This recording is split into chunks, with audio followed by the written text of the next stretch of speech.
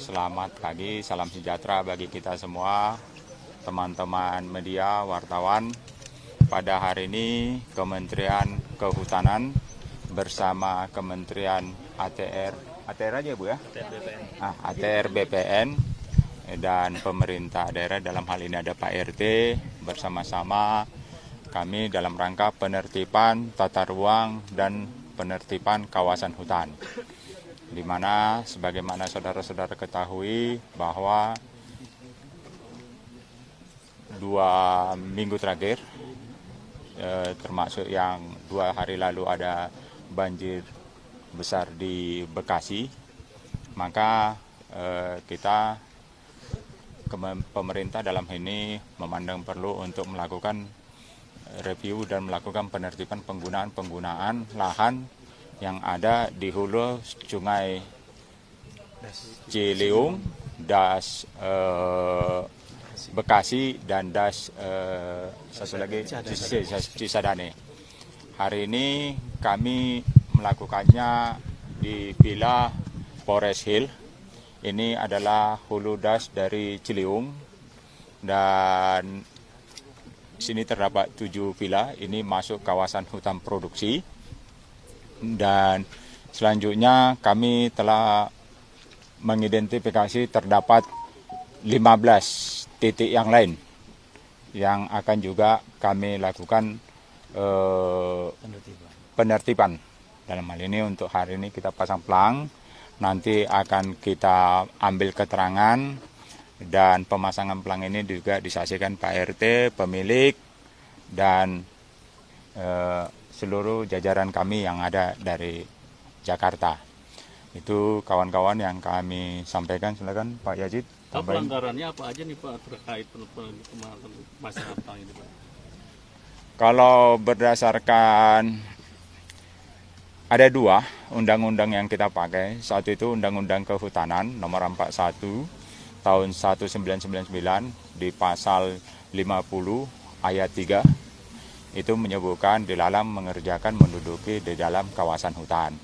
Itu kalau kita kasih pasal 78 ayat 3 huruf A-nya itu, dia kalau dia tidak punya izin, tidak memiliki hak dan tidak memiliki legalitas, dia 10 tahun dan 5 miliar.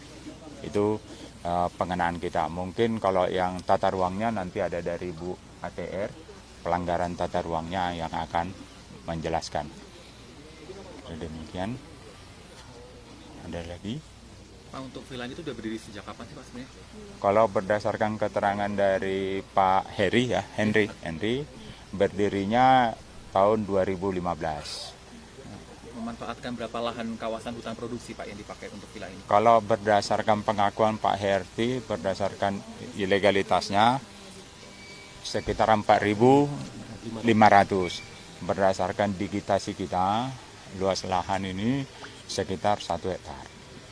4.500 meter persegi untuk villa ini ya Pak ya? Villa ini. Ini berarti ke depan akan seperti apa Pak? Apakah hanya pemberhentian izin operasi sembari diberi waktu berapa tenggatnya, atau akan memang nanti dalam dihancurkan atau diubah menjadi reboisasi hutan, atau seperti apa sih Pak nanti? Kalau kita mengikuti kebijakan regulasi sekarang ada 2. Yang pertama, kami belum pastikan ya, ini masih dalam penyidikan. Dalam hal penyidikan, maka dia nanti kita lihat berkas-berkas dari Pak Heri dan lainnya.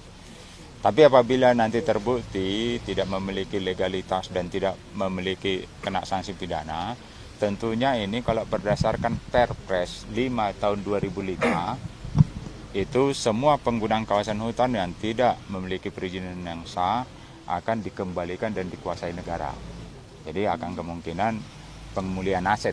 Ada pasalnya situ untuk pemulihan aset negara. Jadi kalau aset negaranya itu berupa hutan, akan dipulihkan menjadi hutan lagi. Jadi ada opsi kalau misalnya memang sudah valid dan legal tetap bisa beroperasi ya Pak setelah surat-surat sudah lengkap? Oh iya, tentunya. Kita juga kan bukan abuse of power kan. Kalau dia memang udah punya legalitas lengkap semua, ya tentu negara juga harus mengakuinya. Tapi kita tetap pada pendiriannya, ini masih kawasan hutan, akan kita lakukan penyelidikan dan kita akan uji nanti digelar dan di pengadilan kalau memang kita memerlukannya. Saya kira gitu kalau untuk tindak lanjutnya. Kalau untuk tadi yang 15 lokasi itu objeknya apa aja Pak? Villa lagi atau seperti apa? Kebanyakan villa dan resort-resort wisata, beberapa resort wisata. Tapi seperti kami bilang, karena ini memang hulu ya, kawasan hutan itu kan di hulunya. Jadi memang tidaklah areal-areal yang seperti Simori nggak gitu. Gitu kan udah APL ya, itu beda. Kalau kita itu memang lebih banyak yang kayak gini. Yang hulu itu yang memiliki perorangan atau mungkin resort-resort wisata. Setelah dalam proses penyidikan ini mereka diberikan waktu berapa lama Pak untuk menyelesaikan verifikasi berkas Pak ke kementerian? Tenggat waktu ada nggak Pak? Oh enggak, penting kan kita pasang sini. Nanti tergantung dalam penyelidikan kita. Kalau dia berkembang nggak lama kita akan terbitkan sprindik dan kita akan gelar. Jadi kalau dalam mekanisme, kalau kita maju terus ini ya, cerita maju terus yang dapat kepastian, itu kan nanti ada proses pengadilan. Kalau itu kan bukan di luar kewilayahan kita, jadi tergantung nanti putusan pengadilannya. Kalaupun memang harus ke sana gitu ya. Nah, Pak tadi ini tadi sempat izin ini ke HGU ya, sudah memperpanjang HGU, tapi tetap akan diperpanjang atau ini kan udah masuk das? itu hak pakai ya. Yang mungkin yang jelaskannya dari HTR ya, kalau yang terkait apakah diperpanjang nggak, bukan wilayah kami ya. Gimana? Monggo Pak. Ya mungkin kalau penerbitan sertifikat kan menjadi kewenangan dari teman-teman kantor pertanahan. Jadi mungkin nanti kami perlu mengecek terlebih dahulu ya, warkah untuk penerbitan hak pakai ini seperti apa, baru kemudian nanti bisa kita lakukan pengkajian lebih lanjut. Tapi memang ada opsi memang kalau misal valid ini bisa diperpanjang lagi untuk? Ya, selama memang valid ya, selama berkas-berkasnya memang sesuai ketentuan peraturan perundang-undangan, seharusnya bisa diperpanjang. Tapi kembali lagi kami nanti perlu melakukan klarifikasi dengan teman-teman kantor pertanahan, karena memang yang menjadi kewenangan penerbitan sertifikat ini adalah kantor pertanahan.